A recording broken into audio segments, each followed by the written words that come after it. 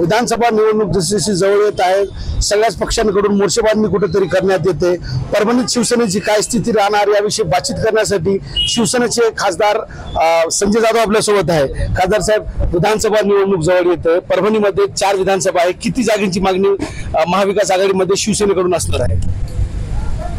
बघा, आम्ही शिवसेनेकडून सगळ्याच जागा लढवणार आहेत। आता सुट्ट्यात कोणत्या महाविकास आघाडीला त्याच्यानंतर ठरलं कोण उमेदवार हे ते, पण आमची लढायची 4 ठिकाणी लढायची तयारी आहे। परभणीमध्ये विद्यमान आमदार आहे आपल्या पक्षाचा, इतर 3 ठिकाणी कुठल्या ठिकाणी डिमांड आहे शिवसेनेची? शिवसेनेची डिमांड गंगाखेडमध्ये आहेच, पाथरीमध्ये आहेच, जिंतूरमध्ये आहे आमचे जिल्हा प्रमुख साडेगावकर साहेब।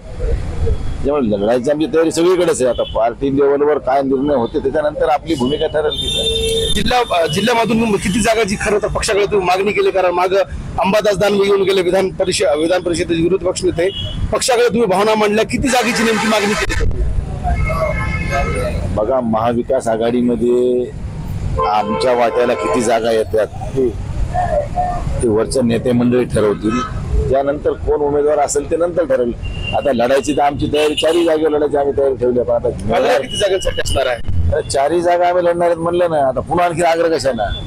आता पार्टी लेवलवर काय भूमिका होत्या, आमच्या वाट्याला किती जागा येतात, 1 येते का 2 येते का 3 येते त्यानंतरचा विषय राहिला, पण लढायची आमची तयारी सगळ्या जागा लढत 4 ठिकाणी लढायची तयारी आहे। तर 4 ठिकाण लढण्याची तयारी आहे, मात्र महाविकास आघाडीमध्ये नेमकं शिवसेनेला कुठली जागा सुटते यावर पुढचं चित्र स्पष्ट होणार असं माहिती या ठिकाणी खासदार संजय जाधव यांनी केली आहे। कॅमेरा पर्सन सैयद खिजरसह नजीर खान, TV9 मराठी, परभणी।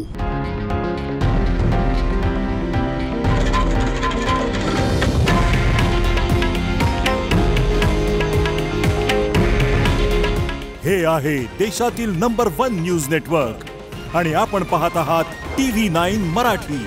काळजी तुमची, हित महाराष्ट्राचं।